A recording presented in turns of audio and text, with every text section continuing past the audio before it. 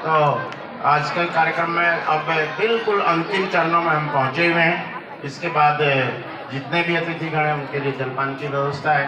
Fast वालों के लिए भी है, ऐसा ना कहें कि हमारा फास्ट है, फास्ट का भी व्यवस्था है। और जो हमारे जैन वरिष्ठ माध्यमिक विद्यालय की बहनें आए उनके लिए भी जलपान की व्यवस्था रहेगी, वो भी जलपान लेके जाएंगे।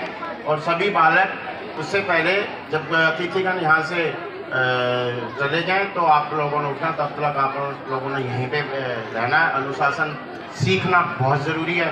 और मैं अगला जो कार्यक्रम थोड़ा सा रहता है उसको आरंभ करने से पहले हमारे खंड मौलिक शिक्षा अधिकारी मैडम जी से अनुरोध कि वो दो शब्द बच्चों को आशीर्वाद देते हैं। जोरदार तालियों के साथ मैडम का अभिनंदन।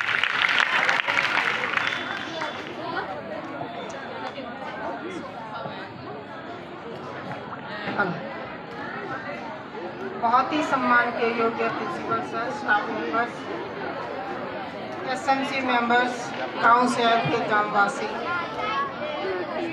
मीडिया से इस सभा में उपस्थित गणमान्य अतिथिगण और प्यारे बच्चों, आप सभी को मेरी तरफ से शुभ प्रभात।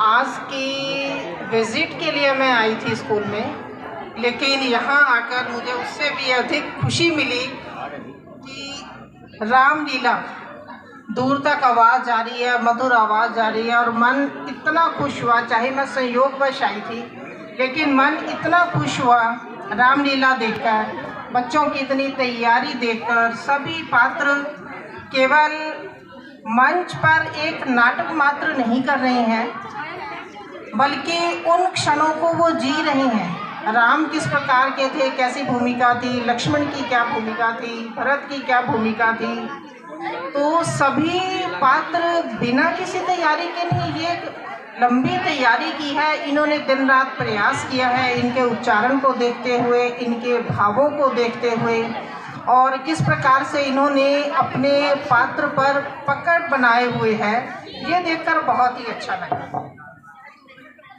लेकिन है तो रामलीला, लेकिन इससे हमें बहुत कुछ सीखने की भी ज़रूरत है। रामायण मात्र एक पुस्तक नहीं है, मात्र पन्नों का संग्रह नहीं है, वो एक जीता जाता संस्कार है, जीता जाता आदर्श है, जिससे हमें सीखने की ज़रूरत होती है। राम की भूमिका को देखें तो एक ऐसे आदर्श नायक के रूप में प्रस्तुत हुए हैं जो पिता का भी कहना मानने वाले हैं, माँ के द्वारा किए हुए आदेश को मानने वाले हैं, अपनी प्रतिज्ञा पर अटल रहने वाले हैं। भरत मिलाप देखा, जिसमें बार बार माताओं के आग्रह करने पर भी, भरत भाई के आग्रह करने पर भी वो वापस अयोध्या जाने के लिए राजी नहीं हुए। तो यहाँ पता चलता है कि उनकी अपनी माँ और अपने पिता के प्रति की हुई जो प्रतिज्ञा है वो कितनी मायने रखती है।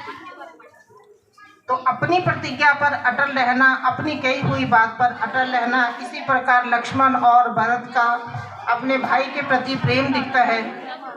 भरत किस प्रकार अपने भाई के चरणों को में ही रहना चाहते हैं। उनको राज्य नहीं चाहिए, उनको साम्राज्य नहीं चाहिए, उनको शासन नहीं चाहिए, उनको कोई गद्दी नहीं चाहिए, वो बस अपने भाई के चरणों में रहना चाहते हैं और उसी की प्रतिरूप वो उनकी चरण पादुका अपने साथ ले जाते हैं।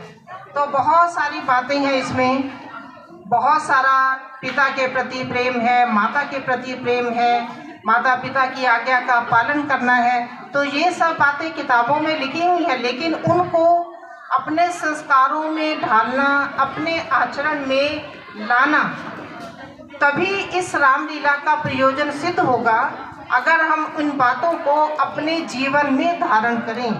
आजकल के समाज में हम देखते हैं बहुत सारी हमें त्रुटियां नज़र आती हैं, बहुत सारा क्राइम होता जा रहा है। तो ऐसे समय में एक रामायण ही एक ऐसी पुस्तक है जो हमें मार्गदर्शन दे सकती है।